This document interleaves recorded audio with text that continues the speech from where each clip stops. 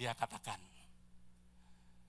pada saat dia berpuasa dan berdoa, berlutut di hadapan Tuhan, meminta belas kasihan Tuhan, bukan dengan kekuatan, bukan dengan kegagahan. Pada saat saudara doa dan berpuasa, di situ kita menyatakan kepada Tuhan, Tuhan, I'm weak, tapi you are strong.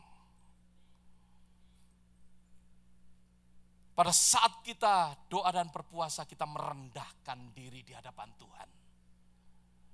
Sering kita, kenapa sih hubungannya dengan makan? Karena sering makanan yang ada di hadapan kita, yang kita nikmati begitu, kita melupakan akan Tuhan. Sepertinya makanan yang kita makan itu ya hasil usaha kita. Bahkan dengan kuat dan gagah kita santap, dengan kuat dan gagah kita ya kita menganggap segala perkara dapat kita tanggung, tetapi sebenarnya kita dapat menanggung hanya daripada Tuhan sendiri. Bukan dengan kekuatan dan kegagahan kita. Puasa yang kita boleh belajar bersama-sama. Puasa di mana kita merendahkan diri. Puasa di mana kuasa daripada Tuhan sendiri yang boleh terjadi di dalam kehidupan kita. Maka dari itu mari kita mempersiapkan doa dan puasa kita, mempersiapkan kehidupan kita supaya hidup kita ini boleh dipulihkan oleh Tuhan. Ada amin. Mungkin pada saat ini keluarga saudara enggak banyak problem, enggak membutuhkan apa-apa mungkin. Mungkin pekerjaan saudara enggak juga no problem. Tapi saya percaya kita bisa doa dan puasa untuk negara Amerika. Menjelang election. Ya. Kita bisa doa dan puasa untuk negara Indonesia. Kita bisa berdoa dan puasa for Uganda. Kita bisa berdoa dan berpuasa untuk Ekuador. Kita bisa berdoa dan puasa untuk negara-negara. Kita bisa berdoa dan puasa untuk kota ini. Kota di mana saudara tinggal. Banyak sekali yang terjadi. Saat ini saudara, kalau saya membaca akan koran, sesuatu wow yang sangat makin mengerikan. Kemana arah dunia ini? Saya sendiri bingung. Tetapi firman Tuhan digenapin, yang jahat akan bertambah jahat. Tetapi yang baik akan bertambah baik. Amin, saudara. Maka dari itu biarlah kita mengambil bagian di dalam hal yang baik, kita melakukan sesuatu yang baik, biarlah kita membawa perubahan di dalam kehidupan kita. Kita membawa perubahan di dalam negara kita. Negara ini membutuhkan akan sesuatu perubahan daripada Tuhan. Kehidupan kita semua, gereja Tuhan membutuhkan fresh revival. Membutuhkan sesuatu kebangunan rohani yang baru. Boleh terjadi di dalam gereja Tuhan. Boleh terjadi di dalam umat Tuhan. Ada amin saudara. Biarlah kehidupan kita bukan menjadi kehidupan yang biasa-biasa. Saudara, saya suatu saat menerima akan firman Tuhan. Yang firman Tuhan katakan, biarlah rohmu menyala-nyala dan layanilah Tuhan. Saudara, suatu saat Tuhan berbicara kepada saya. Katakan kepada umatku, dia katakan, apakah rohku menyala-nyala di dalam kehidupan mereka? Saudara mau tahu?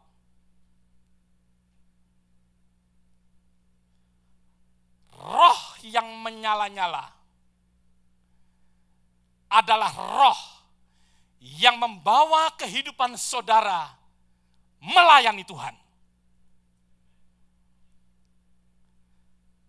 Maka dari itu firman Tuhan katakan, biarlah rohmu menyala-nyala dan layanilah Tuhan. Bagi setiap orang Kristen yang tidak melayani Tuhan, rohnya, jangan katakan bahwa mempunyai roh yang roh Tuhan yang menyala dalam kehidupan saudara. No. Hanya roh Tuhan yang menyala di dalam kehidupan saudara terwujud dengan melayani Tuhan. Ada amin saudara. Tadinya saya nggak mengerti akan ayat ini. Tuhan berbicara begitu spesifik. Maka dari itu saudara, lihat bagaimana kita melayani Tuhan. Bagaimana kita melayani Tuhan. Bagaimana kita menyampaikan akan kabar baik. Bagaimana kita hidup mau dipakai oleh Tuhan. Saya sering berkata, kalau Tuhan tidak ingin memakai akan kehidupan kita, kalau Tuhan tidak ingin untuk melakukan sesuatu dalam kehidupan kita, Tuhan sudah membawa kita untuk naik ke surga. Kita bukan hanya berada di Indonesia, di dunia for nothing. Kita berada di dunia karena Tuhan mau untuk kita melayani Dia. Melayani Tuhan berarti kita melayani sesama. Melayani Tuhan berarti kita melayani akan kota kita. Melayani komunitas kita. Kita melayani akan negara kita. Di situ kita melayani akan Tuhan. Ada amin saudara. Biarlah setiap daripada kita mempunyai roh yang menyala-nyala. Roh di mana kita bisa dipakai oleh Tuhan. Maka dari itu di dalam kita berdoa dan berpuasa bersama-sama. Biarlah kita mendekatkan diri kepada Tuhan. Tuhan pakai aku Tuhan. Aku mau kau pakai Tuhan. Tuhan biarlah berbicara, izinkan Tuhan berbicara di dalam kehidupan kita. Izinkan Tuhan bekerja. Kita menyerukan, firman Tuhan katakan di dalam Yesaya tadi katakan, serukanlah kuat-kuat, janganlah tahan-tahan. Serukanlah kuat-kuat, jangan tahan-tahan. Kenapa? Karena banyak sekali kesalahan demi kesalahan orang, banyak sekali orang hidup sepertinya di dalam Tuhan. Apa yang kita baca daripada ayat yang pertama sampai ayat yang ke-6. Kalau kita baca di dalam kitab Yesaya, mereka begitu sepertinya dekat dengan Tuhan. Sepertinya mereka layak untuk menerima sesuatu daripada Tuhan. Sepertinya mereka sepertinya bahwa Tuhan akan menjawab akan seruan mereka. Tetapi Tuhan katakan enggak. Maka dari itu umat yang percaya, umat yang mengerti, umat yang mempersiapkan akan kesuksesan. Biarlah di dalam doa dan berpuasa, kita saling mengingatkan kepada satu dengan yang lain untuk kita hidup benar di hadapan Tuhan. Ada amin. Kita mengingatkan satu dengan yang lain untuk hidup benar di hadapan Tuhan. Sesuatu hal yang penting di dalam kita membawa kesuksesan kita. Doa yang dijawab oleh Tuhan adalah doa di mana mereka jangan ada sesuatu dosa, jangan mereka hidup di dalam sesuatu kesalahan demi kesalahan terjadi di dalam kehidupan mereka. Sebelum kita mengalami akan kesuksesan itu, biarlah kita boleh selalu ingat. Kita boleh selalu ingat, biarlah kita hidup benar di hadapan Tuhan. Di situ kita melihat di mana ayat yang ketiga berkata, mengapa kami berpuasa engkau tidak memperhatikannya. Mereka berseru demikian kepada Tuhan. Of course, Tuhan tidak mendengarkan. Karena Yesaya pasal 59 mengatakan, tangan Tuhan tidak kurang panjang, telinga Tuhan tidak kurang tajam. Tapi yang membuat Tuhan tidak menjawab, yang membuat Tuhan tidak bekerja, di mana Tuhan tidak melakukan apa-apa karena dosa kita. Maka itu biarlah kita berbalik kepada Tuhan, merendahkan diri di hadapan Tuhan. Puasa yang benar perlu untuk merendahkan diri di hadapan Tuhan. Maka dari itu kita belajar berpuasa. Kenapa? Karena di situ kita merendahkan diri. Puasa yang benar tidak ada sesuatu kesombongan, tidak ada ketinggian hati. Kalau saudara selidikin di dalam kitab Yesaya pasal 58 tadi yang kita baca, bahwa di situ sebenarnya apa yang dilakukan oleh orang Israel, yaitu mereka melakukan kesombongan. Mereka melakukan tinggi hati. Mereka seperti orang yang sudah tahu semuanya. Mereka melakukan cara ibadah yang salah. Tetapi suatu puasa di mana ada sesuatu kerendahan hati. Ada sesuatu perubahan hati. Puasa yang benar harus ada perubahan hati. Katakan sama-sama, perubahan hati. Puasa yang akan membawa kesuksesan, yaitu puasa di mana ada sesuatu perubahan. Saudara cek, hari pertama ada perubahan enggak dalam kehidupan saudara? Kalau belum, saudara belum puasa yang benar. Puasa yang benar, saudara merasakan adanya sesuatu perubahan hati. Puasa yang benar akan ada terjadi suatu perubahan action. Perubahan tindakan kita. Ada sesuatu perubahan daripada kelakuan kita. Saudara, Chuck Swindoll mengatakan, semakin lama saya hidup, semakin saya mengerti, dia katakan. Dan makin saya menyadarin bahwa pengaruh daripada attitude atau sikap dalam kehidupan itu sesuatu penting, sesuatu hal yang penting. Lebih penting daripada kenyataan di dalam kehidupan, lebih penting daripada pendidikan, lebih penting daripada uang, lebih penting daripada kekayaan, lebih penting daripada apa yang orang lain pikir dan orang lain lakukan dalam kehidupan kita. Lebih daripada kesuksesan, dia katakan, sikap kita lebih penting dari penampilan kita, sikap kita lebih penting daripada keahlian kita, sikap kita lebih penting daripada talenta kita. Jadi sikap itu sesuatu yang penting. Chuck Swindoll katakan, sikap kita membangun akan rumah, gereja, perusahaan, membangun akan kehidupan, tetapi bahkan juga sikap kita dapat merobohkan rumah kita, dapat merobohkan akan gereja kita, dapat merobohkan akan pekerjaan kita, dapat merobohkan, dia katakan, ya, kehidupan ini. Tetapi dia katakan, sikap kita yang akan berjalan membawa kepada suatu kesuksesan. Maka dari itu sikap adalah sesuatu yang penting. Bagaimana sikap kita pada saat kita berpuasa? Terjadi sesuatu perubahan enggak?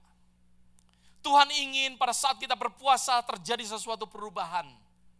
Maka dari itu jika kita berpuasa, kita ini harus memastikan bahwa kita mempunyai sikap yang benar di hadapan Tuhan.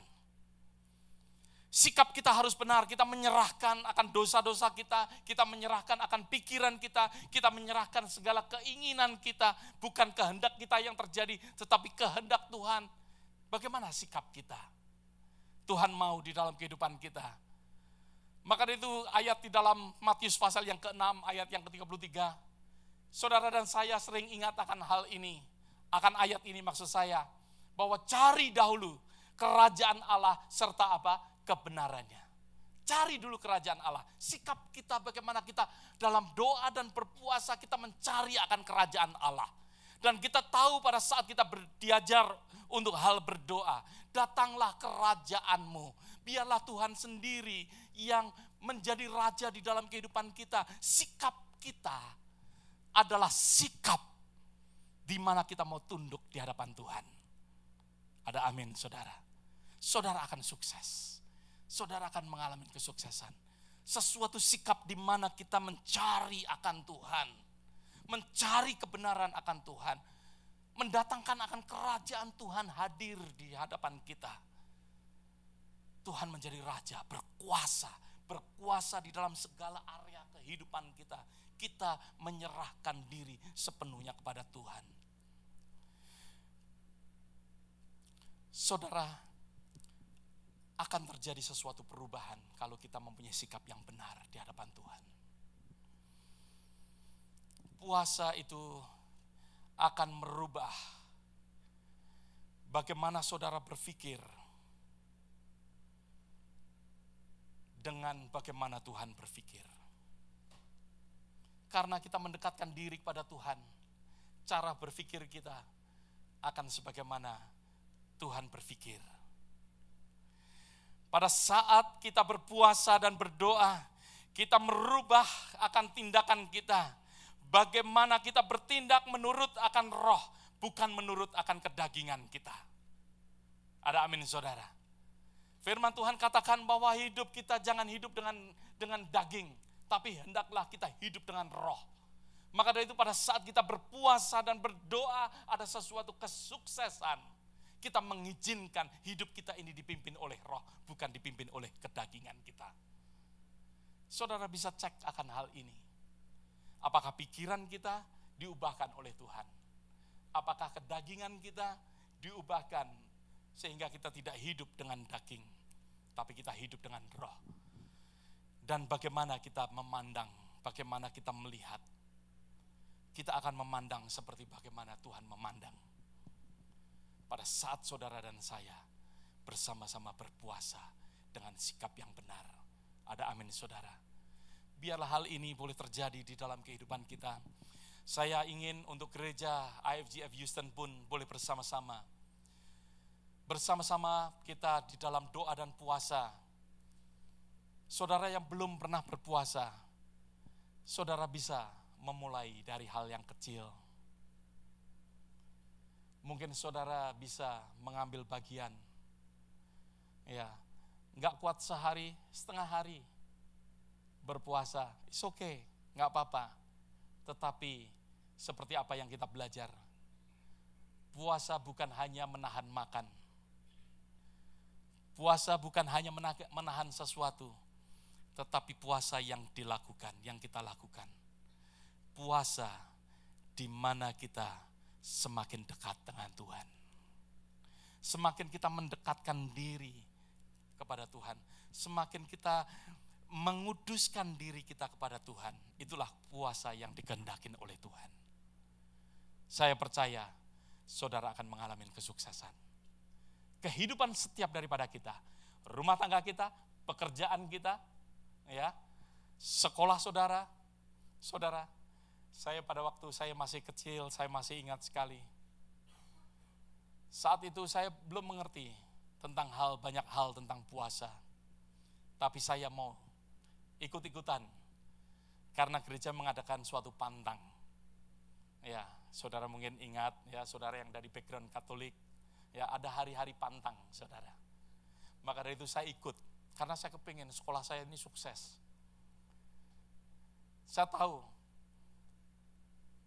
nilai sekolah saya itu banyak sekali, saudara. Nilai-nilai yang kebakaran. Maka dari itu bagaimana untuk menanggulangi semuanya ini? Ya saya ikut aja pantang. Karena saya nggak ngerti. Ikut-ikutan aja. Tapi sikap saya nggak berubah. Nggak semakin dekat, biasa aja. Cuman nggak makan. Ya, maksudnya nggak makan semua makanan. Saya hanya pantang itu, ya makan, tetap makan, tapi pantang akan misalnya pantang daging dan lain sebagainya. Ya, jadi tetap makan aja. Dan saudara, apa yang terjadi? Tetap aja kebakaran. Ya.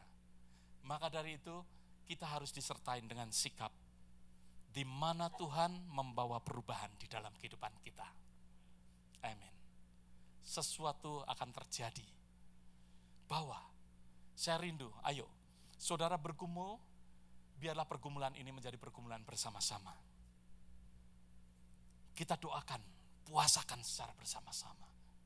Saya ingin mendengar kesaksian demi kesaksian terjadi di dalam gereja kita. Gereja kita saat ini ada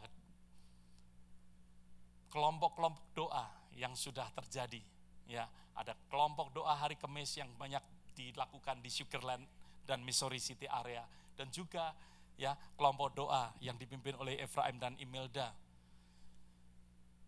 Ada di Southwest, ada kadang-kala di Richmond, ya, ada kadang-kala di Katy, mendekat kepada gereja, maksudnya jemaat. Maka dari itu, mari di dalam doa dan puasa ini, saudara join, saudara ambil bagian bersama-sama, berdoa, gumulin. Saya rindu, jangan saudara give up, gumulin bersama-sama. Saya ingin bergumul bersama-sama dengan saudara juga. Mari kita doa sama-sama.